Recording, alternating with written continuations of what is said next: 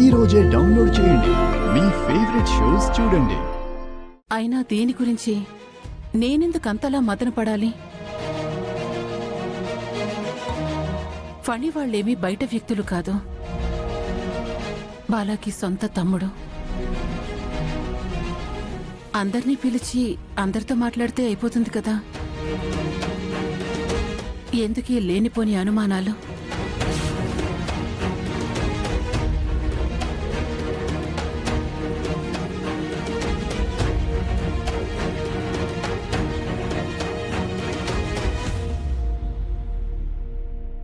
ఉరోసి 18 రోజులు పూర్తయింది. ఇంకా 42 రోజులు. త్రిపుర చెప్పిన 2 నెలల గడువులోపు ఆ బాలాని మార్చి తీసుకురాకపోతే ఆస్తి మొత్తం నాదవుతుంది. అలాగే ఎండి చైర్ కూడా నాదే అవుతుంది. నువ్వు క్యాలెండర్లో లెక్కలు వేసుకోవడం తప్ప వాళ్ళెక్కడున్నారో ఎక్కడికి పోయారో వాళ్ళ ఆచూకీ తెలుసుకోవడం మాత్రం అవ్వట్లేదు. అవునులే, నువ్వు కాబట్టి ఇన్ని మాస్టర్ ప్లాన్లు వేసి వాళ్ళని ఇంట్లో నుంచి పంపించగలిగావు. నా కొడుకు ఏమీ చేయలేదుగా. కొంచెమైనా సిగ్గుండాలి. వాడు సృష్టించిన ఫైనాన్స్ మ్యాటర్ గొడవ వల్లే వాళ్ళు బయటికి వెళ్లారు అనే విషయం మర్చిపోకు. మాట్లాడదాం.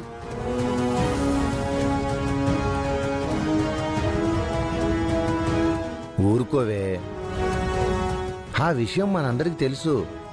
అమ్మాయి అనేది ఏంటంటే వాళ్ళు బయటికెళ్ళిన తర్వాత మళ్ళీ బాలాని మార్చుకొని తిరిగి ఇంటికొస్తారేమోనని టెన్షన్ పడుతుంది.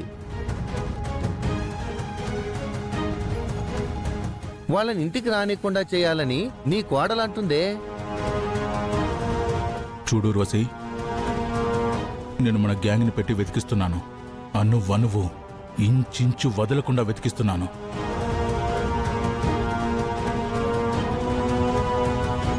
వాళ్ళు దొరుకుతారు. దొరికిన మరుక్షణమే వాళ్ళ ప్రాణాలు కూడా గాల్లో కలిసిపోతాయి.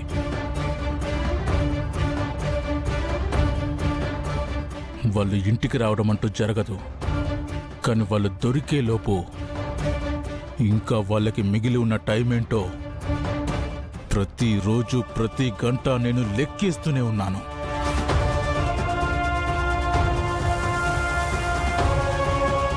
ఎందుకంటే ఎట్టి పరిస్థితుల్లో వాళ్ళు 2 నెలలు పూర్తయ్యే లోపు బాలాని మామూలు వ్యక్తిని చేసి ఈ ఇంటికి రాకూడదు, రానివ్వను కూడా.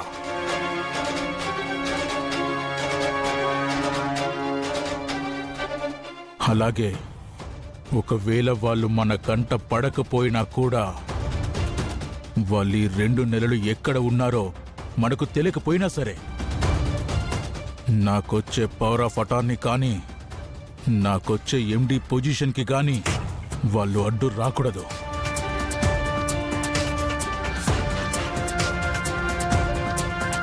అందుకనే రోజు నేను గుర్తు చేసుకుంటున్నాను. రోజు ఈ క్యాలెండర్లో నోట్ చేసుకుంటున్నాను.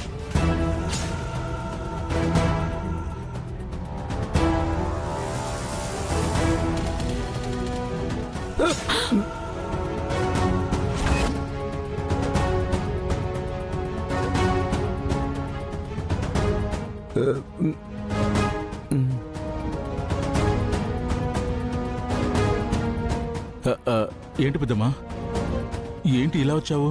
ఏం లేదు. అదేంటి నువ్వు క్యాలెండర్లో గీతలు గీసి బాలా త్రిపుర అని అంటున్నావు?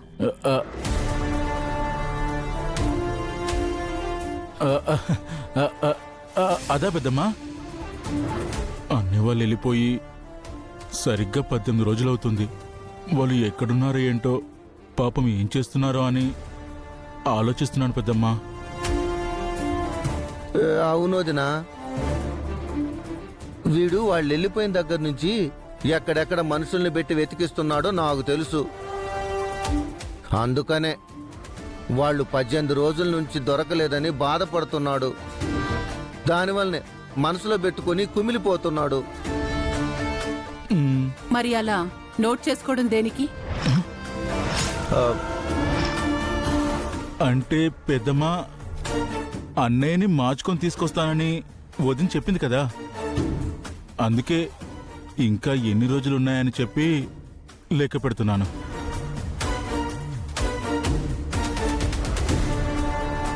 ఆ లోపు మార్చుకొని తిరిగి తీసుకొని వస్తే మంచిదే. కానీ ఆ రోజు కంపెనీలో ఫోర్జరీ సంతకంతో అన్ని కోట్లు కుంభకోణం జరిగినట్లు మళ్ళీ ఏం కొత్త స్కెచ్ వేసి అన్నయ్యని తీసుకువెళ్ళిపోతుందో అని నాకు భయంగా ఉంది పెద్దమ్మా. వీడేంటి ఇలా మాట్లాడుతున్నాడు? పైగా పర్టికులర్గా అంతా గుర్తు పెట్టుకొని ప్రతిరోజు క్యాలెండర్లో డేటుని మార్కు చేయటం ఏంటి?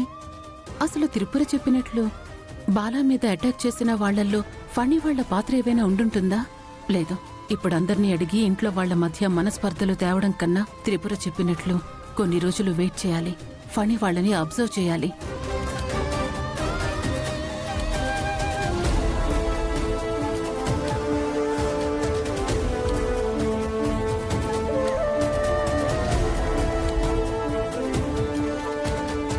సరే ఫణి. అదేంటి అత్తయ్య గారు, ఎందుకు వచ్చారు, ఎందుకు వెళ్తున్నారో చెప్పలేదు? అయ్యో అదేం లేదమ్మా. అత్తయ్య గారు కనిపించలేదు. ఇటుగానే ఏమైనా వచ్చారేమోనని వచ్చాను.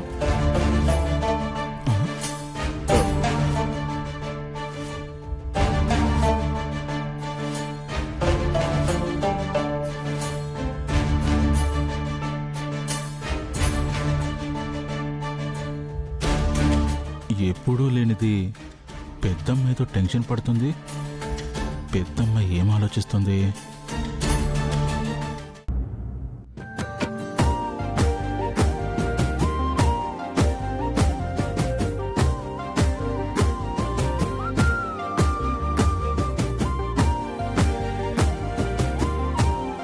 ఈ 7 పంట నేనే అమ్ముకోవచ్చు.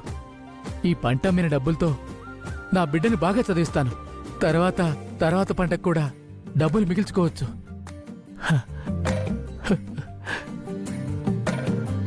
సోమయ్య, అయ్యా ఏంటయ్యా ఇలా వచ్చారు? ఏంటి ఈ 7 పంట బాగా పండినట్టుంది? వంకాయలు బాగా నెగనెగలాడుతున్నాయి. అవునయ్యా, ఈ 7 పంట బాగా పండిందయ్యా. రేయ్, ఈ పంటనంతా కోయించి మన దాక్షాయణమ్మ గారింటికి పంపించు. అదేంటయ్యా, ఇది నా పంట. ఈ పంట నమ్మాలని నేను చూస్తుంటే మీరు తీసుకెళ్తానంటారేంటి? నువ్వు దాక్షాయణమ్మ గారికి డబ్బులు ఇవ్వాలి మర్చిపోయావా? అయ్యా, ఆ డబ్బులకి బదులుగా ఈ పంట తీసుకెళ్తున్నాను. అయ్యా మీ కాళ్ళు పట్టుకుంటారయ్యా. ఈ పంట నమ్మి నా కూతుర్ని చదివించాలయ్యా. దయచేసి ఈ పంటను మీరు తీసుకెళ్లొద్దయ్యా. దాక్షాయణి గారి అప్పు నేను తీరుస్తానయ్యా. రేయ్, ఇప్పుడు నీ కూతురు చదవకపోతే ఈ దేశానికి వచ్చిన నష్టమేమీ లేదు. అయ్యా, నువ్వు కట్టాల్సిన అప్పు కింద ఈ పంటనంతా జమ చేసుకుంటున్నాం. అయ్యా